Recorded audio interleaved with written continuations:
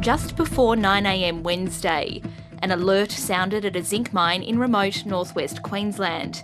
3 men trapped underground. 2 men in a ute, 1 in a drill rig.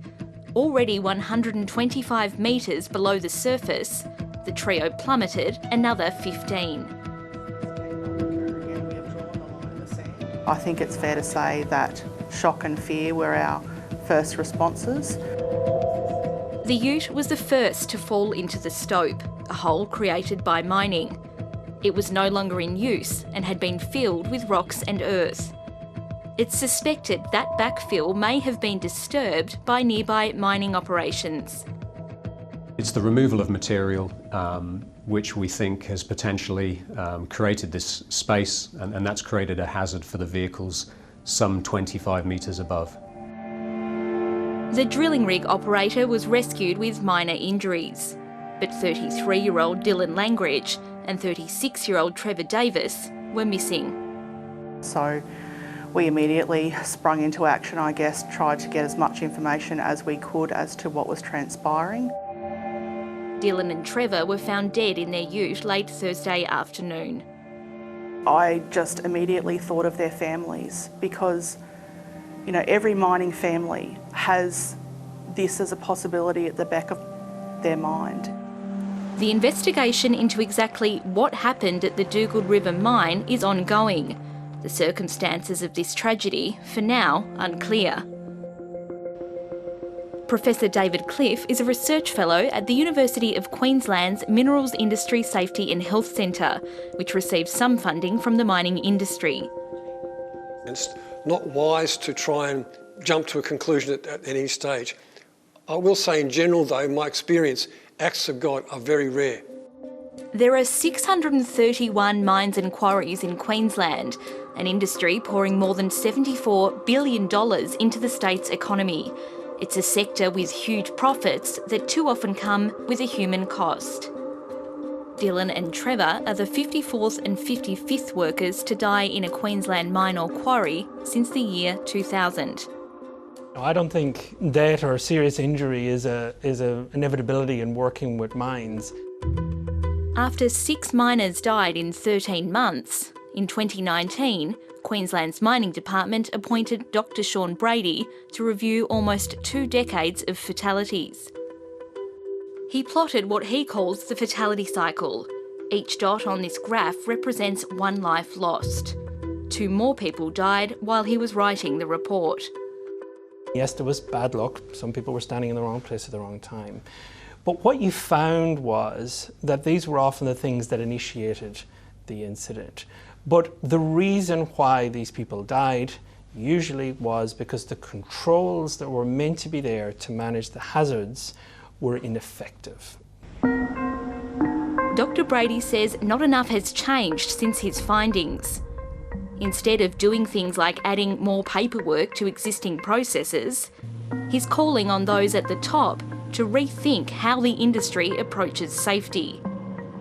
We need to see every senior person at a board level or a senior executive level inside a mining company ask themselves honestly, do I really believe that doing the same thing will produce a different result here? I want to see people turn around and say maybe there is a different way. It's about saying we have a system. Now, how do we make that system better to make things safer? Ian McFarlane is the head of Queensland's mining lobby group. He says many companies have adopted Dr. Brady's recommendations. It is a constant process. It is a constant making people aware that every step they take, they need to think safety. Every job they do, they need to think safety. That's not an easy thing when you're dealing with people, but the industry recognises the challenge of it, and we are constantly addressing it. Another report into mine safety was tabled in the Queensland Parliament the same day Trevor and Dylan died, this time focused on coal mining. The parliamentary committee found while companies speak loudly about their commitment to safety, individual workers do so, sometimes at significant personal cost. Well, that evidence is anecdotal, and every time we ask the people who present that as evidence to show us the facts, they're unable to do so. I want to be sure that everyone has the confidence to speak up. As I say, there is an anonymous avenue now. As the committee called once more for a more focused effort to make Queensland's mines safer, the mining community began mourning more of their own. I've been working in health and safety in mining for over 30 years, and in that time we have made major improvements in safety, but in the recent past those improvements seem to have stalled. There must be something more that we can do, something we can do better than we are doing now, because I believe all fatalities are preventable. The mine at Dugald River is run by Chinese company MMG. It's home to one of the world's largest zinc deposits. Dylan Langridge and Trevor Davis were employed by Barminco, which operated some of the underground mining.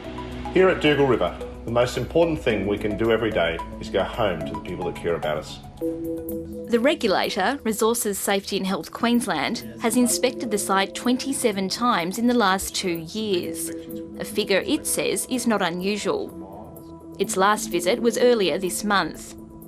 Mark Stone is the head of the agency. They're a mining house that, from what I can tell, has got established policies and programs. I think anything further would come out through investigations. While that investigation continues, the mine has suspended underground operations. The first stage of our investigation is to identify the evidence that we want to obtain. The second stage could take weeks or even a few months, and that is understanding that evidence, potentially engaging experts to help us with that. In a statement, MMG told 7:30 there were a number of investigations underway, and it's committed to applying any learnings. The employer of the two men says it's also cooperating with the investigation. Today, the line is drawn in the sand. That's it, plain and simple.